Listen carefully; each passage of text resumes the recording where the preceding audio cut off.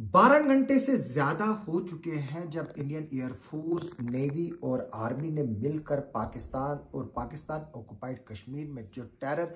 Camps operate कर रहे थे उनको टारगेट किया और इस ऑपरेशन का नाम ऑपरेशन सिंदूर रखा गया।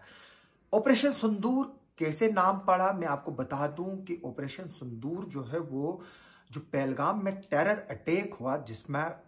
एक पर्टिकुलर कम्युनिटी के लोगों को मजहब पूछ कर मारा गया और जो हमारी बहनें वहां पर थी उनकी मांग का सिंदूर जो है वो छीन लिया गया और उसी सिंदूर का बदला लेने के लिए जो गवर्नमेंट ऑफ इंडिया है उन्होंने इस ऑपरेशन का नाम ऑपरेशन सिंदूर रखा और इसमें कल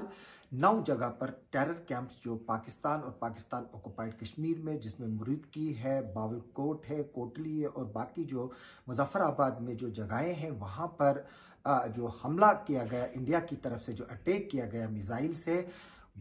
इसमें जो है वो अब डिफरेंट इंफॉर्मेशंस आ रही हैं और पाकिस्तान से ये खबर आ रही है कि 26 के करीब लोग जो है वो इसमें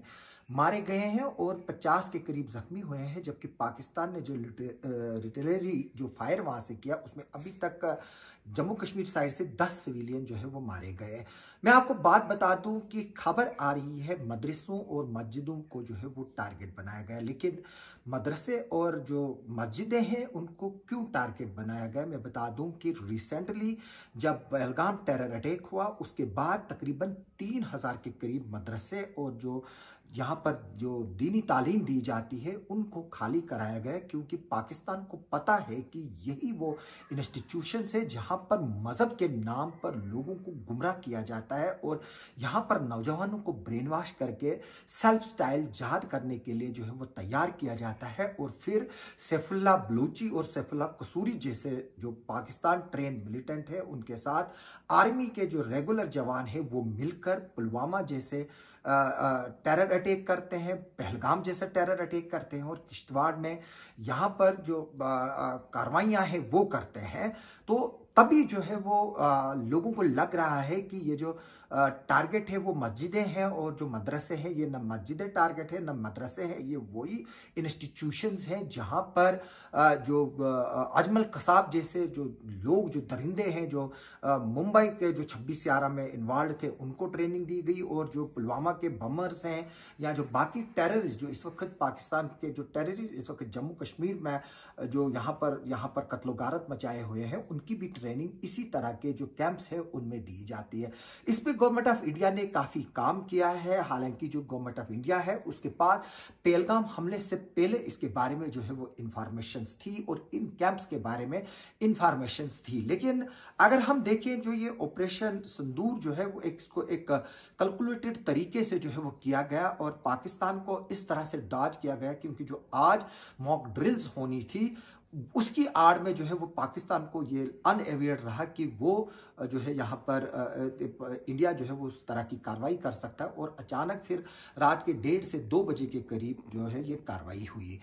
मैं कल उसी वक्त से लोगों को जो है वो अपने जो व्यूवर्स है उनको बाय पोस्ट और बाय फोटोग्राफ्स करके जो है वो अपडेट देता रहा हूँ, लेकिन मैं चाहता था कि थोड़ा सा जो है वो इस पे पर्दा जो है वो पूरी तरह से उठे और मैं आपके सामने एक वीडियो के जरिए जो है वो इस ऑपरेशन की जो बैकग्राउंड है और बाकी चीजें जो है वो बताऊंगा। हालांकि इस वक्त पाकिस्तान भी जवाबी कार्रवाई के क्लेम्स कर रहा है, कभी वो बोल रहा है कि हमने 6 जेट्स गिराए, कभी ये बोल रहा है 6 जेट्स के अलावा हमने 8 ड्रोन्स गिराए जिसमें क्वाडकॉप्टर्स भी हैं, इतने फौजी कैंप्स को निशाना बनाए, इतने पोस्टों को बनाए। इसमें अभी जो है वो इंफॉर्मेशन इतनी आ रही है कि उसको कोई वेरीफाई नहीं कर पा रहा है और मेरी इस वीडियो के जरिए लोगों से अपील है कि वो जब तक government of India official statement नहीं देंगे जो फेक नैरेटिव और फेक न्यूज है उसको जो है वो बिलीव ना करें। हालांकि एज ए जर्नलिस्ट मैंने कोशिश की है कि मैं तमाम एंगल से इसको जो है वो देखूं, चाहे वो पाकिस्तान गवर्नमेंट का रिस्पांस आया, उनके क्लेम्स आए, गवर्नमेंट ऑफ इंडिया के क्लेम्स आए, हमारे अपने जो यहाँ की जो जम्मू कश्मीर की गवर्नमेंट है उनके अपडेट्स आए। हमने जो है वो कोशिश की कि आपको जो है वो तक वो पहुंचाए कौन इसमें क्या कह रहा है। हालांकि अगर हम देखें इस वक्त भी जो हमारे जो फैक्ट चेकर है जुबैर अहमद, वो बिल्कुल जो है वो हर एक न्यूज़ को जो है वो काउंटर कर रहे हैं, कौन फेक है कौन नहीं है। यहाँ तक कि जो राइटर्स की खबर को दिखाया गया कि गवर्नमेंट ऑफिशियल ने कंफर्म किया यहाँ पर 3 जो है वो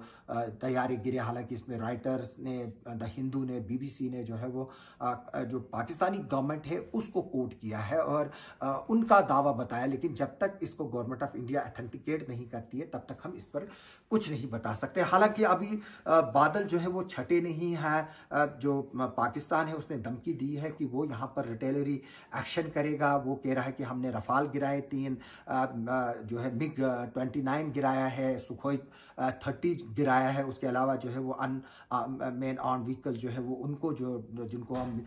ड्रोन्स कहते हैं उनको जो है वो गिराया है। लेकिन अभी जो है वो इसमें होम मिनिस्ट्री की मीटिंगें चल रही हैं, प्राइम मिनिस्टर मीटिंग ले रहा है, कैबिनेट मिनिस्टर्स को नॉमिनेट किया गया है, वो बात करेंगे इस पर। हमने देखा जो कर्नल सोफिया कुरैशी है उन्होंने डिटेल में बताया कि किस तरह से जो है वो इंडियन एयरफोर्स ने और तीनों जो फोर्सेस हमारे हैं, नेवी है और ग्राउंड फोर्स है, उन्होंने आर्मी ने मिलकर किस तरह से पाकिस्तान के टेरर कैंप्स पर जो है वो अटैक किया। और उसमें यह भी बताया गया है कि जो मसूद अजहर है उसके 10 रिश्तेदार जो है वो इसमें मारे गए हैं, लेकिन अभी उसकी भी जो है वो पुष्टि नहीं हुई है। और जैसे कि मैं बता रहा हूं कि खबरें जो है वो इतनी रैपिडली आ रही है कि उनको कोई वेरीफाई नहीं कर रहा और हर एक चैनल की यही दौड़ है कि वो ब्रेकिंग करे। मैं बता दूं कि पाकिस्तान में इस वक्त चाइना की फौजें हैं, चाइना के जहाज हैं, टर्की के जहाज जो है वो उतरे हैं। और हमारे एक सीनियर रिपोर्टर ये भी क्लेम कर रहे थे कि जब ये अटैक हुआ उसके चंद घंटों बाद टर्की ने जो है वो अपने जंगी जहाज जो है वो पाकिस्तान में लैंड कराए। तो अभी इस तरह की खबरें जो है वो आ रही हैं। एक तरफ से इसराइल और जापान और US ने जो है वो इंडिया के साथ यकजहती का इज़हार किया और ये बोला है कि इसराइल ने कि इंडिया को हक था कि वो जो टेरर यहाँ पर एमिट हो रहा है उनके खिलाफ जो है वो कार्रवाई करे, उनके खिलाफ कार्रवाई करे, न सिर्फ बल्कि उस जमीन पे भी कार्रवाई करे जहां से वो टेरर एमिट हो रहा है। तो अब जो है वो बयानबाजी चल रही है। पाकिस्तान में भी प्राइम मिनिस्टर वहां के मीटिंग कर रहे हैं। जो शहबाज शरीफ है, वहां के जो जनरल है आसिफ मुनीर बाजवा है, या बाकी जो है जो भी है जनरल बाजवा है या आसिफ मुनीर है, जितने भी लोग वहां पर है वो इस वक्त जो है वो डिप्लोमेटिक वार जो है वो दोनों तरफ से जो है वो खेली जा रही है। यहाँ से भी हमारे जो फॉरेन डिप्लोमेट्स है उनको ब्रीफ किया जा रहा है। और अगर हम इस कड़ी में देखें तो अमेरिका जो है वो दोनों तरफ से मिला हुआ है। एक तरफ से पाकिस्तान को उसने F-16 जहाज दिए हुए हैं, दूसरी तरफ से जो है वो यहाँ पर इंडिया का जो है वो एक करीबी एक तरह से रिश्तेदार बन बैठा है, जो इंडिया को जो है वो ग्लोबल मार्केट को जो है उसको इंडिया की मार्केट में एक्सेस चाहिए क्योंकि यहाँ पर उसके जो है वो प्रोडक्ट्स बिक रहे हैं। तो अमेरिका जो है वो बिचौला का काम कर रहा है और अभी जो है वो ये देखना होगा कि खुलकर जो है वो अमेरिका सामने नहीं आ रहा है, क्योंकि जो डोनाल्ड ट्रंप है उस पर यकीन नहीं किया जा सकता वो कब यू टर्न ले, कब वो पलटा ले। उनको जो है वो हम पलटू राम कहते हैं। जिस तरह से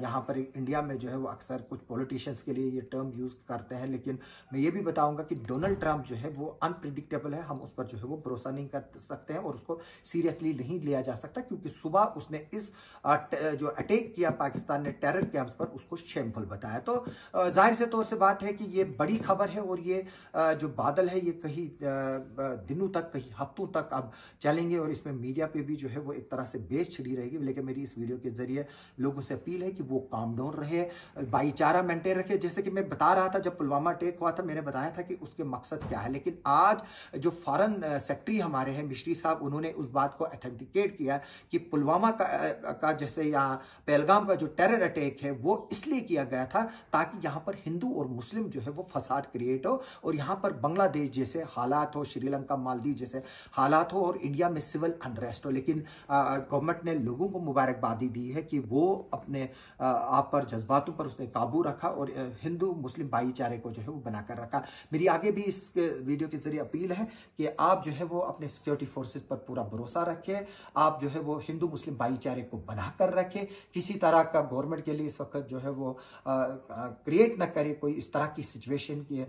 जो फौज है या हमारी सिक्योरिटी फोर्सेस उनको इंटरनल लॉ एंड ऑर्डर को जो है वो टैकल करना पड़े। तो इसलिए मेरी फिर से लोगों से अपील है कि वो पूरा अमन रहे। आप जो है वो किसी के घर के बाहर जाकर कुछ हमने देखा कि पटाखे डालते हैं या किसी को टीज करते हैं। मेरी भी इस वीडियो के जरिए खासतौर पर जो जम्मू कश्मीर के स्टूडेंट्स हैं उनसे भी रिक्वेस्ट है कि वो ओवर ऑपरेट ना करें। अगर उनको कोई मजाक करता है या कोई उकसाने की कोशिश करता है तो वो उसको जवाब ना दे, और बेहतर रहे कि खामोशी जो है वो इख्तियार करे। इस वक्त कुछ अनासिर ऐसे भी है हमारे यहाँ पर जो चाहते हैं कि थोड़ा सा ट्रिगर हो, लेकिन उनको ये नहीं पता है कि वो इनडायरेक्टली जो है वो ये काम करके पाकिस्तान के और पाकिस्तान की ISI के एजेंट का काम करेंगे। तो मेरी इस खबर पर आगे भी नजर रहेगी, और मेरी तमाम मीडिया वालों से रिक्वेस्ट है कि जिस तरह से डिफेंस की गाइडलाइंस आई हैं, बाल बाय बाल खुदारा कमेंट्री ना करें और हमारी जो एजेंसीज है उनको काम करने दें। हमारी इस खबर पर आगे भी नजर बनी रहेगी, आप हमारे साथ बने रहिए।